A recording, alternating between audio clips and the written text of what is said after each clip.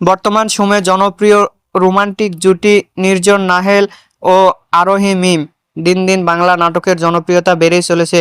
সেই ধারাবাহিকতায় আবারও নতুন নাটক নিয়ে হাজির হয়েছেন জনপ্রিয় এই জুটি। নাটকটির নাম শুধু তোমারই জন্য।